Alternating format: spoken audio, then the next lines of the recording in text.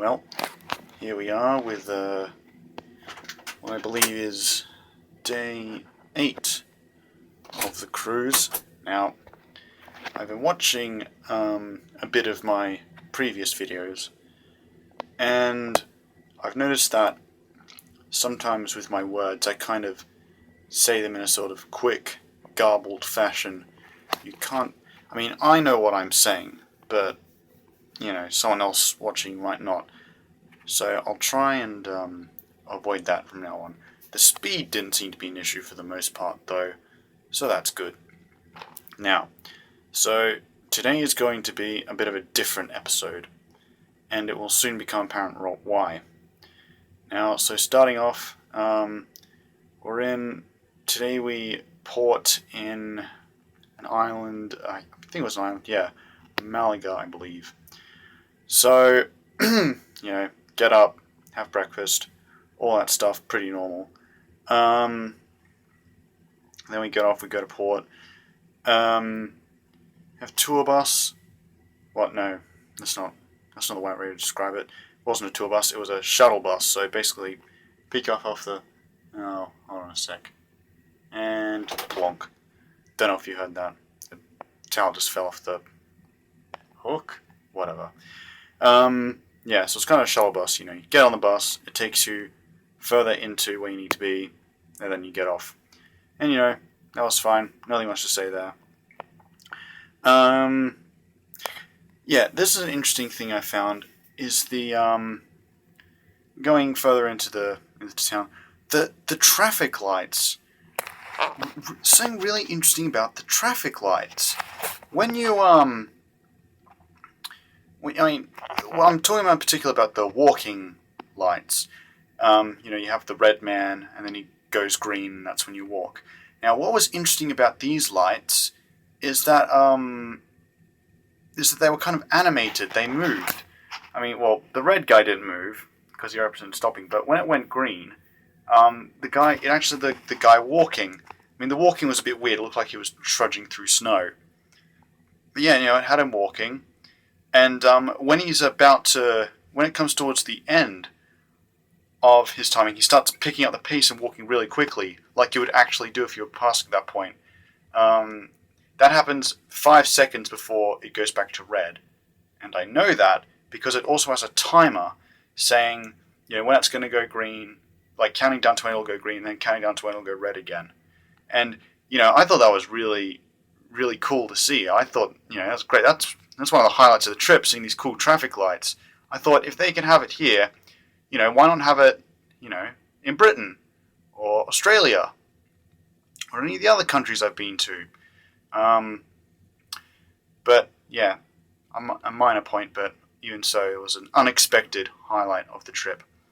Now, next up, we went to a cathedral, a more impressive cathedral than the last one I went to. It's weirdly asymmetrical. I don't know if I've ever seen a cathedral that looks asymmetrical from the outside. It looked like had a huge, towers, I suppose, going up on both sides at the front, and one of them looked unfinished. I don't know. Anyway, you go inside. No audio guides this time.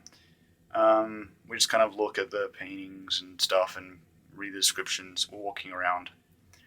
And nothing much to say there. It's just a cathedral. So we walk out now. Here's where things get unexpected.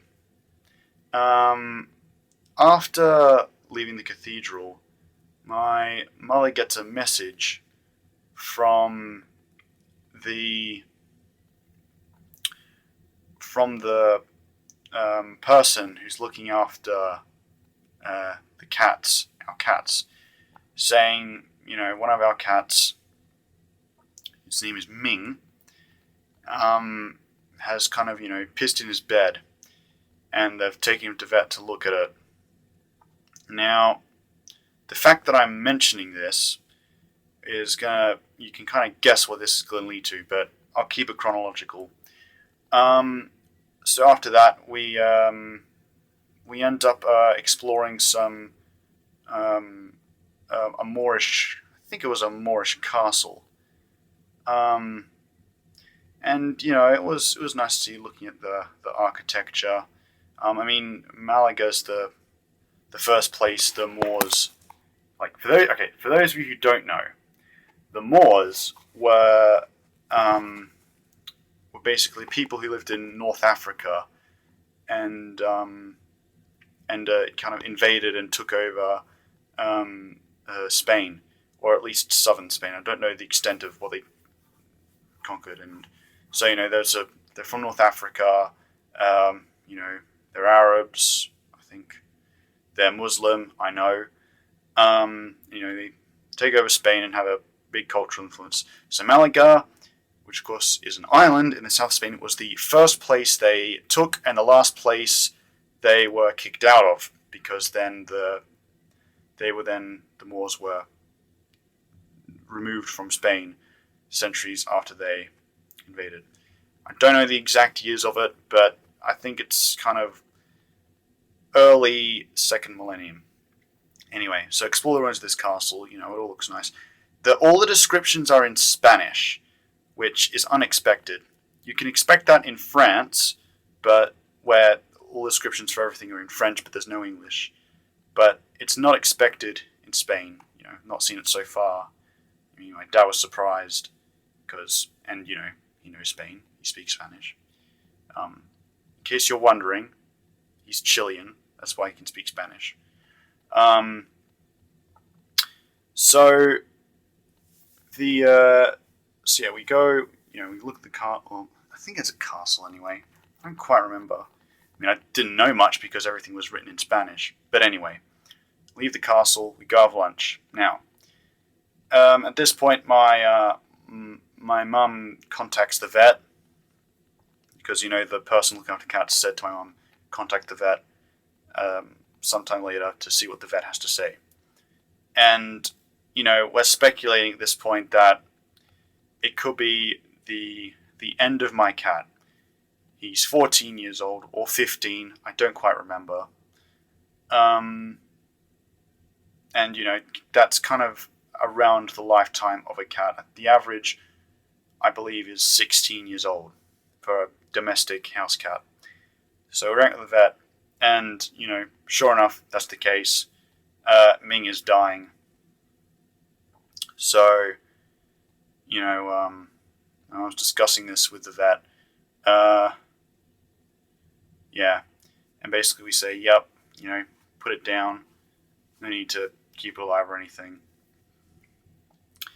And so that's what happens. Now, I think it'll be interesting to talk about how everyone reacted to it, because I thought that was interesting to see how people react differently to these things. When my mum's talking on the phone, she starts crying. Apparently the vet was crying as well. My mum's ordinarily a pretty stoic person, but I think the fact that she's actually talking to someone who's crying, that can amplify it. She briefly cries, but after the phone call, then it stops. She stops crying. My sister and my dad cry a bit. They were crying earlier just at the possibility of Ming dying. Whereas in contrast, my brother and I, we never cried at all. Obviously, we were sad, but we never cried. And I just thought it was interesting, kind of how it's very revealing of different personality types. Obviously, neither response is more correct than the other.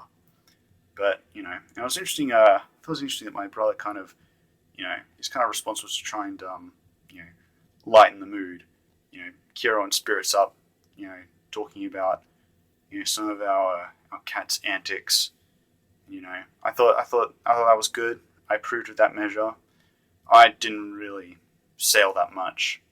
I kind of go silent when bad events happen. But it eventually moved to, we were just kind of talking about our cat. I mean, we're a family who's quite affectionate towards cats. I mean, I take pictures of cats on the street with my phone, just to give an example. So, we spent a lot of the rest of the whole day just kind of talking about our cat, reminiscing about him. And then, we became forward thinking and started talking about the possibility of getting new cats. Talking about my parents have been thinking some time about getting like a really big cat, like a Norwegian forest cat, that type of thing. So the kind of what was ended up being settled on was, my parents said, for Christmas, you kids are going to get us, a big cat, a Norwegian forest cat, or preferably some sort of hybrid of a Norwegian forest cat and something else, because, if something's pure breed, then it generally won't be as healthy, because in order for it to be pure breed, it has to be, more inbred, and as well as being an unhealthy trait for humans to have, it's an unhealthy trait for cats to have. So that's what we're going to try and do. Get them some cats. Maybe get them multiple ones. We don't know. But anyway, so that was the kind of the big theme of the day. So after the Moorish castle, in terms of actually exploring Malaga, didn't do much there. There wasn't really much to see.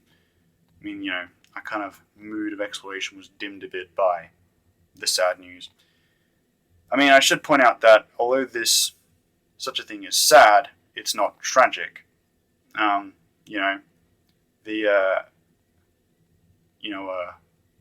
This cat, he lived basically an ordinary life. I think the equivalent would be a human living to 75. So, it's not terrible news. Healthy right up until the end, which is, I suppose, how we would all like to go. But yeah, so we ended up going back to the ship. Again, nothing much to say. I read a bit. My brother played Crusader Kings. Bit of a difference to these previous videos where I've been playing it. And then we had dinner, talked to the waiter, Bruce from Goa, about our cat, and there's not much to say from there. Hold on, seem to have done a weird zooming. Yeah, that's all I really have to say about the day. Dominated by the fate of my cat, who has now entered the void. So, yeah. Cheers for listening again, whoever you are. And I'll see you on the next video.